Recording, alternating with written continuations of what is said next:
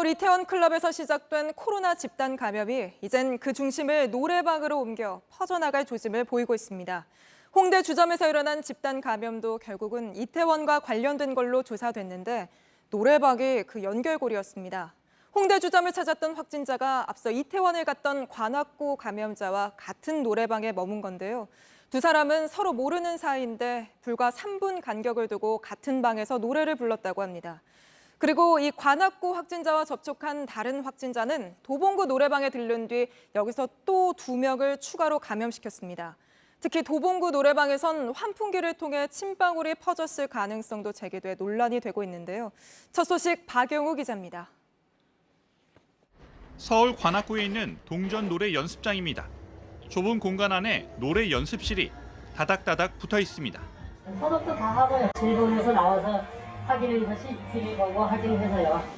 홍대 주점에서 발생한 집단 감염이 이 노래방을 통해 전파된 것으로 확인됐습니다. 강서구 31번 환자가 이태원 클럽에 다녀온 관악구 46번 환자와 같은 노래방을 이용한 겁니다. 이들은 3분 간격으로 같은 방을 이용한 것으로 알려졌습니다. 이후 강서구 31번 환자는 일행 5명과 함께 홍대 주점을 방문했고 이 가운데 4명이 추가로 감염됐습니다. 그동안 감염 경로가 파악되지 않았는데 이태원 클럽발로 확인된 겁니다. 감염 연결고리가 노래방으로 밝혀진 만큼 방역당국은 노래방 접촉자들을 파악하는 데 집중하고 있습니다. JTBC 박영우입니다. 서울 도봉구의 동전 노래방에서도 이태원 클럽에서 시작된 3차 감염자가 2명 나왔습니다. 그런데 여기선 서로 같은 방을 쓰지 않았던 걸로 확인돼 방을 연결하는 환풍 통로를 통해 바이러스가 퍼졌을 가능성이 제기됐습니다. 방역당국은 그럴 가능성은 낮다고 선을 그으며 당분간은 노래방 같은 밀폐시설에 가지 말아달라고 당부했습니다. 이상화 기자입니다. 확진자가 2명으로 늘어난 서울 도봉구의 한 동전 노래방입니다. 이태원 클럽에 갔었던 확진자의 지인이 다녀간 뒤 또 다른 3차 감염이 일어났습니다. 그런데 확진자들은 같은 방을 사용하지 않았습니다. 노래방 공조 시스템이 전파 경로로 지목됐습니다. 일반적인 비말 전파가 아니라 방들을 연결하는 환풍 통로를 통해 바이러스가 옮겨 다녔을 가능성입니다. 다른 방인데 그 안에가 같은 공조 체계로 지금 환기가 이루어지는. 지난 3월 있었던 구로 콜센터의 집단 감염에서도 공조 시스템을 통한 층간 감염 논란이 있었습니다. 하지만 방역 당국은 가능성이 낮다고 했습니다. 노래방의 경우 환기가 어렵고 방의 간격이 좁습니다. 노래를 부르며 침방울이 많이 만들어져 다른 방으로 퍼졌을 가능성이 있습니다. 화장실 같은 공용 공간에서 접촉이 있었을 수도 있다고 했습니다. 현재까지는 공조나 다른 걸 통해서 전파된 사례 보고는 현재는 없는 상황입니다. 방역당국은 당분간 노래방이나 PC방 등 밀접한 접촉을 하는 실내 밀폐시설에 가지 말아달라고 요청했습니다. JTBC 이상화입니다. 이렇게 노래방을 중심으로 바이러스가 또 퍼지는 사이 학원에서도 3차 감염이 이어지고 있습니다. 이태원에 다녀온 학원 강사에게 감염된 중학생과 접촉했던 초등학생이 걸린 건데 이 초등학생은 가족여행까지 다녀와서 4차, 5차 감염이 나올 우려도 커지고 있습니다. 이어서 윤재영 기자입니다. 학원엔 불이 꺼졌고 문이 잠겼습니다. 오늘 이곳에 다니던 초등학생이 확진됐습니다. 초등학생 확진자가 나오니 학원은 지난 13일부터 문을 닫고 수강생 등 관계자를 전수 검사하고 있었습니다. 이 학원엔 이태원에 다녀온 학원 강사에게 과외를 받다 감염된 중학생이 다니고 있었습니다. 그런데 중학생과 함께 학원에 머물던 초등학생도 확진된 겁니다. 학원 강사발 4번째 3차 감염 사례입니다. 동일 학원 같은 공간에서 교차하지 않았겠냐. 그렇지 않고는 달리 설명할 길이 없으니까. 특히 초등학생은 중학생과 접촉한 뒤인 지난 주말 인천 강화군으로 가족여행을 떠나 펜션과 공용수영장, 미술관 등을 다녔습니다. 그리고 이튿날 바로 복통 증상이 나타났습니다. 증상 직전 접촉자가 늘면서 N차 감염으로 이어질 가능성도 커졌습니다. 아주 황당해 지금 이태원 갔다 왔으면 과외를 오지 말았어야지. 과외를 와가지고 여기 보니까 청정 지역이었는데 인천시는 2차 감염자인 중학생이 다녔던 학원 3곳의 수강생 350여 명에 대한 검사를 진행하고 있습니다. JTBC 윤재영입니다. 보신 것처럼 코로나 환자가 다시 늘어나면서 방역 수칙을 제대로 지키는 게 그 어느 때보다 더 중요해졌죠. 그런데 자가격리를 어기고 거짓말까지 한 60대 남성이 서울과 인천 곳곳을 돌아다닌 뒤에 어제 확진 판정을 받았습니다. 이태원 클럽을 다녀온 확진자의 아버지라고 합니다. 이상엽 기자입니다. 63세 A씨는 이태원 클럽 확진자인 30대 남성의 아버지입니다. 지난 10일 인천 부평구 보건소에서 검사를 받고 음성이 나왔습니다. 확진자 아들의 밀접 접촉자인 만큼 2주 동안 자가격리 중이었습니다. 그런데 A씨가 이를 어기고 서울과 인천을 활보한 걸로 드러났습니다. 부평구에 따르면 A씨는 검사 당일인 10일에 서울 온수동의 친척집을 자신의 차로 다녀갔습니다. 11일엔 서울 가산동의 건설 현장을 자차로, 인천 부평동의 병원과 약국엔 버스와 도보로 이동했습니다. 12일엔 지하철로 다시 가산동 건설 현장을 갔는데 이때 부계역과 구로역, 가산 디지털 단지역을 지났습니다. 13일엔 인천 부계동의 마트와 문구점도 자차로 들렀습니다. 그리고 어제 재검사 결과 확진됐습니다.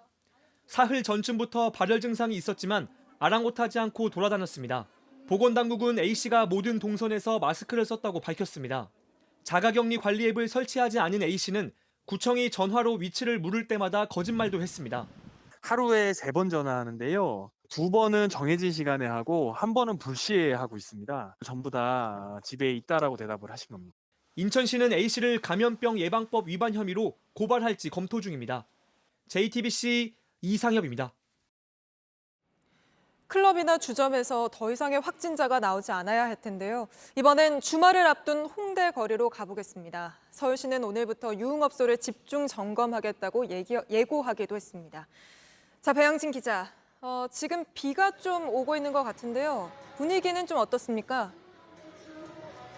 지금 비가 좀 내리고는 있는데 그걸 감안하더라도 주말 밤 홍대 거리치고는 거리가 상당히 한산합니다. 제가 거리를 좀 돌아봤는데 대부분 가게 손님이 아예 없거나 한두 팀 정도가 식사를 하는 정도였습니다. 사회적 거리두기에 동참하겠다면서 영업을 아예 안 하는 곳도 있었습니다. 이번 주에 홍대 주점 집단 감염이 확인이 됐고 또 오늘은 이태원 확진자가 방문했던 신촌 한 주점에서 또 확진자가 나왔습니다. 이렇게 집단 감염 우려가 있기 때문에 시민들이 외출을 상당히 줄이고 있는 걸로 보입니다. 예, 서울시가 오늘부터 주말까지 유흥업소들 집중 단속한다고도 했죠. 서울시가 지난 9일부터 클럽 같은 유흥시설에는 여기선 사람이 모여서는 안 된다는 집합 금지 명령을 내렸습니다. 그러니까 이런 곳들은 사실상 영업 중지가 되어 있었던 상태인데 문제는 유흥시설로 분류가 되지 않는 헌팅 포차 같은 곳들입니다.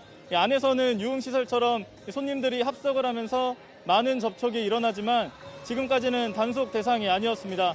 서울시가 오늘부터 이런 곳들도 방역 지침을 잘 지키는지 집중 점검에 나섭니다. 들어갈 때 발열 체크를 하는지 또 일행이 아닌 사람들과 1에서 2m 적정 거리를 유지하는지 이런 것들을 확인해서 혹시라도 지키지 않는 곳이 있으면 클럽처럼 집합 금지 명령을 내리겠다는 겁니다. 예, 지금 배양진 기자가 있는 그 홍대 주변에서도 환자가 계속 늘고 있는데 이번 주말을 감염 확산의 고비라고요?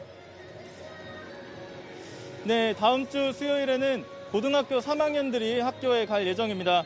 방역당국이 가장 걱정하는 건 지금 2차, 3차까지 이어지고 있는 이 이태원 클럽발 집단 감염이 주말을 지나면서 학교나 교회, 또 병원 같은 밀집시설에서 4차, 5차, N차 감염으로 이어질지도 모른다는 겁니다. 정은경 본부장 얘기를 잠깐 들어보시죠. 많은 사람들이 이용하는 시설에 종사하시는 분은 감염 확산의 위험이 매우 높으므로 진단검사를 즉시 받아주실 것을 강조드립니다. 이번 주말만큼은 이런 밀집시설에 가지 말고 또 종교 행사를 하더라도 되도록 온라인으로 해달라고 당부했습니다. 예, 잘 들었습니다. 배양진 기자였습니다. 이태원 클럽에서 시작된 집단 감염으로 법원도 처음으로 아예 문을 닫았습니다. 서울구치소에서 교도관 1명이 확진 판정을 받았기 때문인데요. 주요 재판들도 미뤄지게 됐는데 당장 오늘 열릴 예정이던 양승태 전 대법원장 재판도 연기됐습니다. 오효정 기자입니다. 아침부터 법원 보안 검색대에 투명 테이프가 둘러졌고 양승태 전 대법원장의 사법농단 재판 등 주요 재판도 연기됐습니다. 서울구치소 교도관 A씨가 오늘 새벽 확진됐다는 소식이 들리자 법원이 급히 문을 닫은 겁니다. 서울중앙지법과 고등법원의 본관 법정이 모두 폐쇄됐습니다. 코로나19로 휴정을 한 적은 있지만 아예 폐쇄한 건 처음 있는 일입니다. 구치소 수용자나 인솔 직원들이 법정을 자주 찾는 만큼 혹시 모를 확산 가능성에 대비하기 위해서입니다. 교도관 A씨는 지난 주말 결혼식에 함께 간 친구가 확진되자 어제 검사를 받았고 확진 판정을 받았습니다. A씨와 접촉한 걸로 확인된 수용자 254명과 직원 23명은 격리된 상태입니다. 밀접 접촉자로 분류된 직원 6명은 음성, 44명의 간접 접촉자들도 음성이 나왔습니다. 수용자들도 역학조사를 했고 이 중엔 N번방 사건의 조주빈도 포함돼 있습니다. 아직까지 수용자 중에 밀접 접촉자는 없는 걸로 파악되지만 구치소가 폐쇄적인 공간인 만큼 비교적 확산이 쉬워 추가 감염을 막는 게 관건입니다. 접견도 일시 중지됐습니다. 수용자들이 피의자 조사를 받는 검찰청도 비상입니다. 서울중앙지검은 밀접 접촉자들과 접촉한 30여 명을 격리시켰고 소환 조사도 자제하겠다고 했습니다. 오늘 폐쇄된 법정은 방역을 거쳐 다음 주 월요일 다시 열릴 예정입니다. JTBC 오혜정입니다. 이런 가운데 힘을 내게 하는 소식도 있습니다. 코로나에 걸린 우리나라 환자 중 가장 나이가 많던 104세 할머니가 오늘 퇴원했습니다. 2달 넘게 병상에서 견디며 끝내 코로나를 이겨냈는데요. 의료진은 할머니가 그저 잘 웃고 식사를 거르지 않았다고 했습니다. 윤두열 기자입니다. 드디어 병원 밖으로 나왔습니다. 67일 만에 쐬는 바깥 공기입니다. 주치의가 꽃다발을 안깁니다. 곁을 지킨 간호사는 마지막까지도 할머니가 걱정입니다. 할머니 고생하셨어요. 건강하시고 안녕히 가세요. 건강하세요. 국내 최고령 코로나19 환자인 104세 할머니가 오늘 퇴원했습니다. 코로나19 검사에서 2번 연속 음성이 나와 완치 판정을 받았습니다. 할머니는 집단 감염이 발생한 경산 서린요양원에서 코로나19에 걸렸습니다. 이후 3월 10일 포항의료원에 입원했습니다. 입원 초기엔 38도 아래로 열이 떨어지지 않았고 한 번씩 염증 수치가 높아지기도 했습니다. 워낙 고령이라 의료진이 밤낮으로 할머니를 보살폈습니다. 낙상이라든지 욕창 발생이라든지 조그만 변화에도 좀 걱정스러운 분이 많았죠. 걱정을 돌리게 한 건 꽃님이로 불린 할머니 자신이었습니다. 종종 꽃처럼 환하게 웃고 식사도 거르지 않았습니다. 잘 드시고 또 한 번씩 감사하다고 인사도 하시고 해서 한박 웃음 지었을 때 그때가 이제 기억에 남고요. 국내 코로나19 중증 환자는 22명입니다. 이 중 70대 이상이 15명입니다. 긍정적인 마음으로 치료를 잘 받으면 누구나 나을 수 있다는 걸 104세 할머니가 보여줬습니다. JTBC 윤두열입니다.